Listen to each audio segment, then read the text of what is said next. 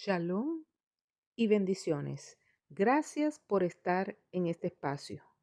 Hablaremos sobre el libro de Filemón. A modo de introducción, debo decirles que esta carta de Filemón fue escrita por el apóstol Pablo desde la prisión, posiblemente desde Roma. En la carta podemos leer que Filemón es un creyente en cuya casa se reunía una comunidad. Los personajes principales que se mencionan son Onésimo, un esclavo fugitivo, Filemón, amo de Onésimo, y por supuesto el apóstol Pablo en el papel de mediador, lo que lo convierte en una figura de Yeshua. Este libro tiene un único capítulo con 25 versículos. En los versículos del 1 al 7 nos encontramos con el saludo del apóstol Pablo a Filemón, a su familia y a la congregación en su casa. Pablo hace un reconocimiento a Filemón sobre el amor de éste, de su fe y su servicio a los creyentes. Esto nos enseña que la comunidad tiene un lugar importante y que la fe debe vivirse manteniendo la comunión y relación con otros. En la época de Pablo, la fe se vivía en comunidad, similar al modelo judío de comunidad familiar, lo que se conoce como comunidad en casa. Este es el modelo de una fe activa, tal y como vemos la fe de Filemón, que no es teórica, sino práctica, que se manifiesta en acciones concretas hacia otros. También nos enseña algo clave y es que la verdadera fe bíblica, lo que se conoce en hebreo como emuná, siempre produce obras, porque la emuná es una fe obediente, es decir, una fe que actúa, que produce fruto, obras. Ahora, pasemos a los versículos del 8 al 16. En estos versículos vemos la intercesión de Pablo. Pablo presenta el caso de Onésimo, lo que permite apreciar un antes y un después en la vida de este hombre, recalcando su cambio para bien y de provecho tanto para Pablo como para su amo Filemón. También vemos que Pablo no ordena, sino que ruega en amor. Pablo no impone con autoridad, sino que apela al corazón, resaltando que la obediencia más elevada nace del amor y no de la obligación. Vemos a Pablo como intercesor, un prototipo del Mesías, actuando como mediador entre el ofensor, en este caso Onésimo, y el ofendido, en este caso Filemón. El papel de Pablo refleja al Mesías, quien es el que restaura relaciones y trae reconciliación. La restauración es realmente el objetivo. No se trata solo de castigar, sino de restaurar relaciones. Onésimo ya no es el mismo. Podría decirse que ha sufrido un cambio de identidad de su condición, pasando de recibir trato de esclavo al del hermano. Este suceso es verdaderamente revolucionario y aunque no elimina estructuras sociales directamente, sí que introduce una verdad más profunda y es que la identidad en el Mesías transforma las relaciones. Pasemos ahora a los versículos 17 al 22. Estos versículos nos hablan de sustitución y responsabilidad. Aquí vemos a Pablo que dice algo muy importante e impactante a Filemón. Le dice, si te debe algo, ponlo a mi cuenta. Esto lo dice con respecto a Onésimo. Estas palabras de Pablo actúan como una llave que abre nuestra comprensión, es decir, nos ayudan a entender el contexto. Pablo toma la deuda de Onésimo y en esto vemos a un inocente asumir la deuda del culpable. Esto nos recuerda al Mesías Yeshua, quien echó sobre sí mismo nuestros pecados, pagando nuestras deudas. Además, en este acto de Pablo vemos reflejados dos pilares fundamentales de la Escritura, la justicia y la misericordia. En la Torá, la justicia exige reparación y la misericordia permite esa restauración o esa reparación. Por lo que podemos ver, ambas se encuentran en este acto de Pablo, tanto la justicia como la restauración, la reparación. También en estos versículos Pablo expresa su confianza y expectativa en relación con Filemón. Pablo expresa que Filemón haga incluso más de lo que se le pide. Él espera que Filemón haga incluso más de lo que se le pide.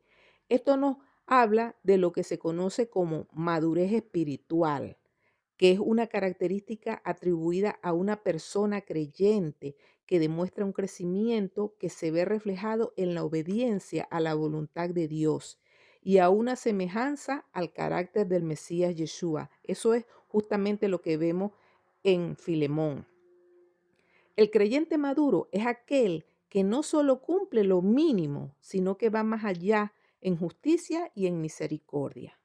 Los temas centrales del libro de Filemón son, en primer lugar, la restauración, y esta tiene que ver con la reconciliación en referencia al cambio que ocurre en la relación entre Filemón y su esclavo Onésimo.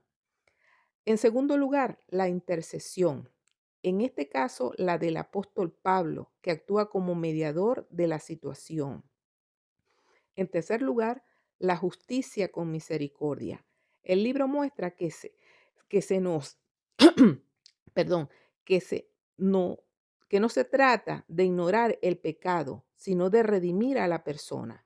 Esto significa que el pecado no es pasado por alto, tampoco se permite que persista, sino que se reconoce la gravedad del mismo y se toma acción para liberar a la persona y rescatarla del poder del pecado sobre ella, para que el pecado no se enseñoree de la persona. Esto que acabamos de decir puede resumirse en que el amor supera la ley sin necesidad de anularla. Es decir, no se ignora la justicia, pero se cumple en misericordia. También este libro habla de la transformación del corazón, la cual tiene que ver con un cambio real desde el interior. En este punto, aquí es donde el mensaje se vuelve profundo. Este libro nos muestra la transformación del corazón de Onésimo. Hagamos un análisis de lo que cambia en él. ¿Qué es lo que cambia en Onésimo? Antes era esclavo fugitivo, posiblemente desleal a su amo. Después, creyente útil y restaurado. El proceso que llevó a Onésimo a este cambio se conoce en términos judíos con el nombre de Teshuvá. Teshuvá significa arrepentimiento real. No se trata solo de sentir culpa, sino de reconocer el error, de confesarlo y arrepentirse por ello.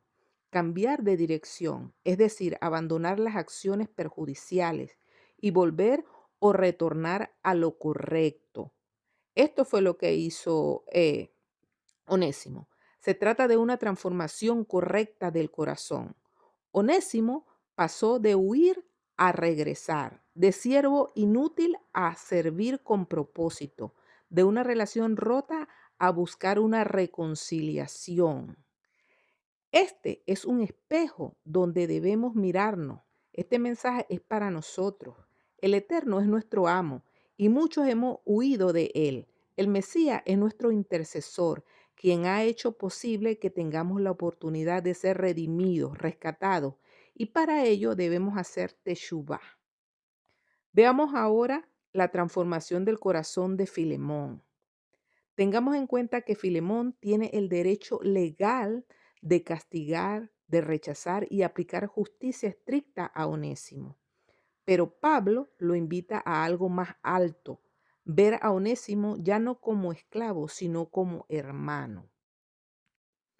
Ahora veamos qué es lo que cambia en el corazón de Filemón y cómo es transformado su corazón. Bueno, de aplicar justicia estricta a tener misericordia, de actuar con severidad a actuar con amor.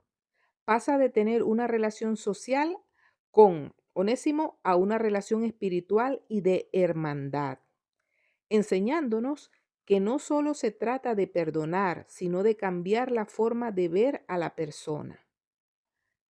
En tercer lugar, Veamos ahora la transformación del corazón de la comunidad, en este caso de la iglesia. Me refiero a los creyentes que se congregaban en la casa de Filemón. Tengamos en cuenta que aunque la carta de Filemón es la más personal y breve que escribió Pablo, no es exclusivamente dirigida a Filemón, ni tiene carácter privado, ya que también se dirige a otros, como lo menciona Arquipo, Apia y como ya dije, a los creyentes que se reunían en su casa. Esto implica que toda la comunidad observa cómo se resuelve el conflicto, estableciendo de esta forma un modelo de conducta, dando lugar a una transformación colectiva de todos los que se reunían allí, mostrando cómo se debe tratar a la persona que falla, que comete un error y cómo restaurarla sin humillación. También de cómo aplicar la justicia con misericordia. Todo esto aprendieron ellos en este proceso. La palabra corazón en hebreo se traduce como lev. Y en un sentido bíblico, el corazón no es solo emoción, sino que es también el centro de nuestros pensamientos, nuestras decisiones, voluntad, intención y de nuestra moral. Conociendo estos aspectos, podemos entender mejor qué es lo que ocurre cuando hay una transformación real del corazón y comprender qué es lo que verdaderamente cambia en la persona. En primer lugar, lo que cambia es la manera de pensar, de ser egoístas a ser generosos, de ser irresponsables a asumir nuestra responsabilidad, de ser insensibles e intolerantes a ser empáticos y misericordiosos. En segundo lugar, la actitud interna, porque cambia nuestra dureza de ser duros a ser compasivos, a tener compasión, de ser indiferentes a tener interés genuino, lo que se traduce como afecto o amor fraternal. El resultado producido por estos cambios fue que Onésimo regresa, Filemón perdona y recibe, Pablo intercede y asume costo. Onésimo nos representa a nosotros como pecadores. Filemón al Eterno que está dispuesto a perdonar y a recibirnos nuevamente. Y Pablo es una figura de Yeshua el Mesías, quien intercede ante el Padre por nosotros y quien asumió el pago de nuestros pecados. En este libro vemos que la transformación no es superficial. No se trata de decir voy a portarme mejor. Lo que podemos apreciar es que la actitud es completamente nueva, una nueva manera de vivir y de relacionarse. Este libro refleja profundamente los valores que encontramos en la Torá, que son restauración, justicia con misericordia, reconciliación y redención. Esto apunta al modelo del Mesías como intercesor y restaurador.